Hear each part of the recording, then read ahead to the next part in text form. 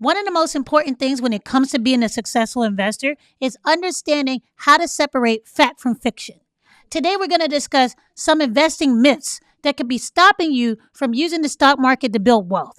Welcome to the Wealth Twin Show. Let's jump into it.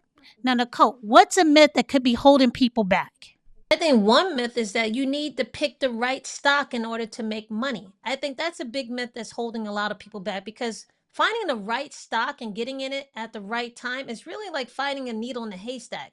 And that's not the only way you can make money when it comes to investing, right? Another way you can make money is actually having time on your side because time is another way. The longer you hold something and you're able to let your money grow with it, that's another way that you can actually make money in the stock market. So a lot of people focus on trying to find that perfect stock rather than saying, let me find how long I can actually stay in this market in order to make money. Yeah, I would agree with that. One of the things we like to tell people is think about it like football, right? If you want to win the game, the person who gets the most first downs most likely is the one that's going to win the game. That's not the one that's always hitting touchdowns, which is usually not that likely. But if you are hitting first downs, you're more likely to get to that touchdown. So, just like we said, don't try to pick a big winner or whatever. Just keep investing consistently and the wins will come, right? I would think another myth is that people think they need a lot of money to start investing. Now, this helped me back when I first started investing, but this was 20 something years ago. The reason why was because you did need a lot of money to start investing. Just to book a trade used to cost me $75 for one trade. So think about it. That's $75 of your money going directly to a commission or to a broker fee in order to just start buying what you actually wanted, right? Gone are those days. The barrier of entry to actually investing, it's much lower now. There are no fees on most of the trades that you can do. And also, you can now buy stuff for as little as $1. You do not need to be rich in order to invest in the stock market. But I will let you know, if you want to become rich, you have to start learning how to invest in the stock market so you can start learning how to grow your money and use it in a way that doesn't require your time or you to work in order for that money to come in. That's why it's important to start investing. So you don't need to be rich, but most people I know who are rich invest in the stock market. What do you think, Cole? Well, I believe another reason why people believe and that keeps them out of the investing when it comes to thinking that it requires a lot of money is because a lot of people are risk averse. Hmm, A lot of people that we speak to, they have a lot of money, but they're keeping it in the bank or they're keeping it somewhere that where they feel it's safer that than is true. investing because they feel they may lose their money. So the step to get them to invest is not because, oh, it takes a lot of money and I don't have it. It's it takes a lot of money and I'm not willing to risk the money and lose that money. And I think because the barriers are so low now and there's so many different options that you can use that not only require less money so that you're risking less money, but also give you more options in terms of diversification and asset allocation. And then I'm using big words here. If I'm using words you don't understand, we're going to link a document that we have, a PDF free for you to use. It's called 25 Complex Investing Terms Made Simple. So just look at the link down in the description of the video, download it so that when I'm using terms that you may not understand, check that document, see if it's on it, and it will help you get a better understanding of what I'm talking about, okay? But the risk of entry in terms of losing your money has gone down, like Nadia said. Doesn't cost that much to get in. But on top of that, you have the options available to you that allow you for more diversification and asset allocation that also limits your risk in terms of losing money. So even if you don't want to invest because it requires a lot of money and you're not worried about you don't have the money, but you're worried about the risk associated with it, do not let that stop you from investing because there are new ways to do this and it's very easy for you to get into the game without putting much skin in the game but also benefit from investing. Yeah, I would say I think that the idea that investing is risky is twofold, right? One, you're scared of losing the money that you have, especially if you're a big saver and you've worked hard to get that money and now you want to start investing but you're hesitant. But another thing is that would hold you back and you think that investing is risky is that you feel that it's too complicated and it requires too much time, right? So investing can be as complicated as you want it to be. Okay. You can go around using the big terms. You can go around trying to do as much data research and trying to make yourself as comfortable as possible before you start investing. Or you can make it simple to start understanding, like Nicole said, download our guide, get some of the basic foundational vocabulary, and then work your way from there, right? I understand sometimes something new can be complicated, but you have to start from somewhere, right? And you don't start by trying to get a PhD in investing, right? You start off learning the basic terms, practicing, get comfortable, and then you start investing larger sums of money. You can start off with a good amount, say $1,000, to see how it can swing for you in the market or do something for you in the market, so you actually can really see if that money's working for you, right? But you don't have to know everything about the stock market in order to start investing, right? You can watch channels like the Wealth Twins show to give you more information to make you feel more comfortable with investing. So investing doesn't have to be risky because you think it's too complicated. You can simplify it to make it work for you, okay? So don't let that be a myth that stops you from building your wealth. I think you might have skipped the point in there from learning terms to actually investing, because the thing that we stress the most is learning the principles. Okay, True. because once you learn the principles, then you can extend the principles to any different type of investing style you want. That's So I true. would say yes, first get over the language, because that it's a foreign language and you have to learn that. But then learn the principles. And Nadia and I are all about the principles because we think that's where the foundation lies, and that allows you to understand different environments when it comes to investing, understand what to do when it comes to if you're using emotions to dictate how you invest, when you're using listening to people's advice in terms of what's the new hot stock.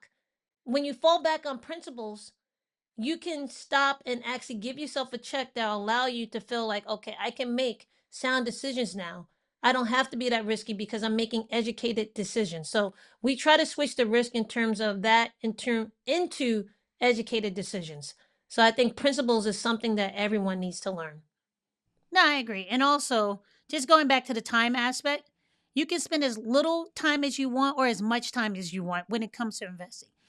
Different people have different objectives, right? So you pick what's best for you and you work from there. Don't make it like you're trying to invest like someone else, because they may have different risk tolerances, they may have different time constraints, and they may have a different amount of time they can actually spend in the market too. I would say another myth would be believing that you have to turn your money over to a professional in order for it to actually grow for you. Now, I think this is a big problem because Nicole and I both believe no one is going to care more about your money than you do. And if you think because you give a pot of money to someone, they're going to handle it with the same care that you would because it's your money, I think you're sadly mistaken. You need to take accountability and responsibility for building your wealth and creating the future that you want. If you want a future that is something that you aspire to or you have a vision of, then you need to play an active role in it.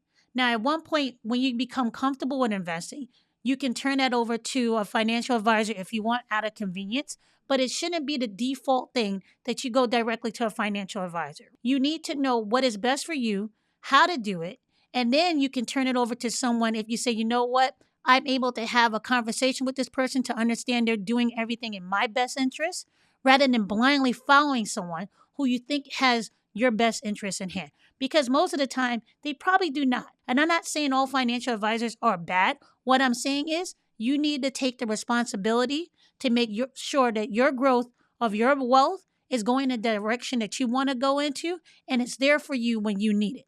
Do not be hands off with it. You need to take direct responsibility. I mean, this is something I don't even think you can even bring in lower than financial advisors. We've known many women who have turned over the responsibility of Hmm, finances to their spouse, that's true. right? And we don't know how life is going to happen and what happens. And someone may make a decision that they decide to leave the relationship, or someone may pass away. But at the end of the day, money is one of the fundamental things we have in our lives that we must understand how to use and how to grow it. All right? Because we're going to have expenses as long as we're alive. We're always going to need money somehow in some fashion. So you have to understand how to make it, how to manage it, and then how to grow it. Those three things you got to learn how to do. And you should not give that responsibility to anybody else unless you don't have a way to feed yourself or anything else. And you always have to fall. Don't, like Nani said, don't make it the default. So I'm talking about not even your company should be the only ones where you pass out the responsibility and just just buy any investment that they give you in your retirement accounts. It's also on you to understand what you're investing. They gave you the option to invest in different things for your retirement accounts, but you should be knowing what you're investing in and why. Like I said, when it comes to managing and investing money in the household, both of the spouses or both of the partners need to know what's going on, because 20 years down the line, you might find something that wasn't right. And if you could catch it 20 years earlier, that's beneficial for you and for everybody. This has happened in so many different places, right? We know Mary J. Blige got caught out there with that. We know that countless football players, basketball players, they get caught out there because they're not taking Mike Tyson. They're not taking control of their money because they're leaving it in the hands of someone else that they trust. But then what happens? Something in the end, they're the ones that suffer. So if you don't want to be the ones that suffer, and although there might be some people that are out there that are really in your best interest, something may happen to them and they're no longer able to help you. You have to be the one that learns how to control and understand how to grow your own wealth. Don't get surprised. Make sure you're on the money by looking at what's actually happening with your money, right? So, Nicole, what's another myth that you would give to people that they should stop believing? Well, I want to piggyback on what you were saying earlier about people having different objectives and different reasons why they're investing. Now, when I'm saying this, the investment myth I believe people have is that people believe trading and investing are the same thing, Mm, and they're not. They're totally different things. Anytime you hear the word trading on the end of something, some type of strategy, we're talking about options trading, FX trading, swing trading, day trading. They are totally different from investing. It's not even in the name. They're using the same vehicle, which is the stock market, most likely to try to make money, but they're not doing the same things. When you're trading, you're looking for a way to get in and out and make a little bit of a profit when you do. That's what you're doing, right? When you're investing, you're looking to stay long term and you're also looking to be an owner of that company or companies that you're investing in. Totally different things, totally different ways to make money, and totally different ways to use the market as a way to do it. So do not believe that investing and trading are the same thing, because they are not. I completely agree. So, if someone's coming to you about information on how to start investing in the stock market, ask them, is it trading or is it investing? And does it fall in line with what you actually want to do with your money and how you want to grow your wealth, right? Some people are more comfortable trading. They like that in and out. They like to do the They risk or like looking have the at the risk that comes in. monitors all day long. Yeah, looking at monitors. I'm not that person. I don't have time to sit there looking at monitors, neither do I want to do it. Or are they someone who says, you know what, I believe in long term investing, I believe in doing it consistently, and then I actually want to invest. Different strategies for different purposes, right? I would say another myth is believing that the money in your retirement accounts is going to be enough to sustain you when you're in retirement and actually give you the same amount of money that you will have as you were working. Now, here's the deal. These are retirement accounts, right? Now, let's say your 401k or whatever. It is growing tax free, but at the end, well, let's say it's more tax deferred, right? So at the end of the day, these are retirement accounts. They're not meant to really cover your full income that you had as you were working. You have to find some way to fill in that gap, right?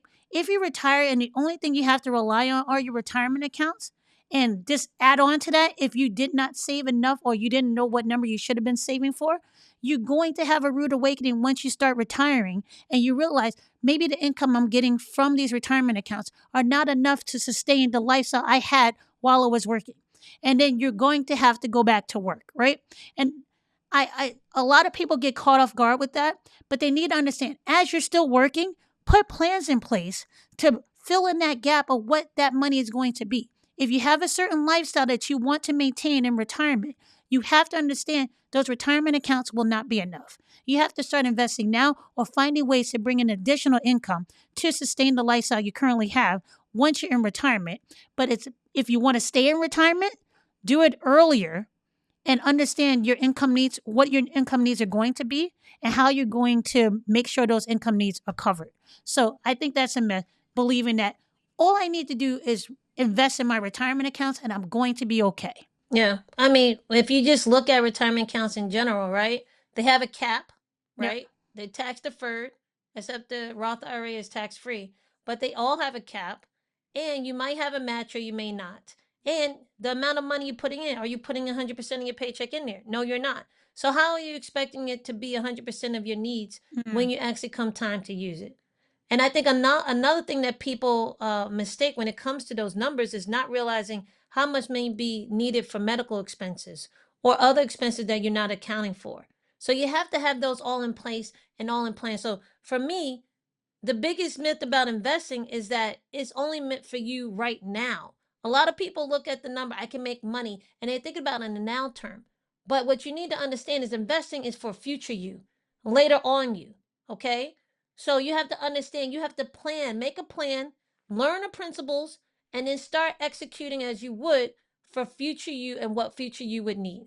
Okay? So you have to not be scared to do that, but you also not need to be risky. You just have to have a plan in place and execute that plan. And the longer time you have, or the more money you put into it for the long enough time frame, is what's going to be best for you. Investing is not for you now, it's for you later. Yeah, I think that's a good point.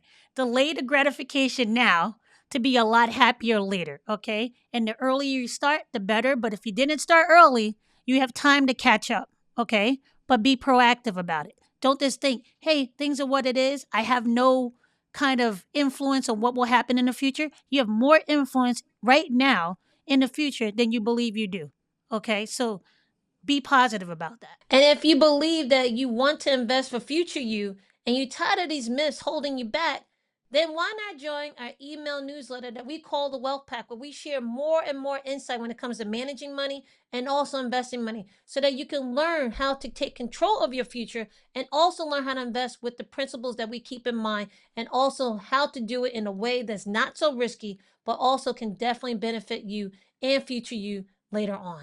Yep. Because you know what? You can't cash in shoulda, woulda, couldas, right? What you can't cash in is putting the money into your Duns. investments so they can grow for you in the future. Okay. Yeah, you So, can cash in the do's, the dids, and the duns. Okay, that's what exactly. you can cash in. I didn't mention that the link below to join the Well Pack is also in the description below. Yep. So, with that, guys, I hope you enjoyed this video. Share this with someone that you know needs to hear this information and make sure you subscribe to the channel. Until the next time.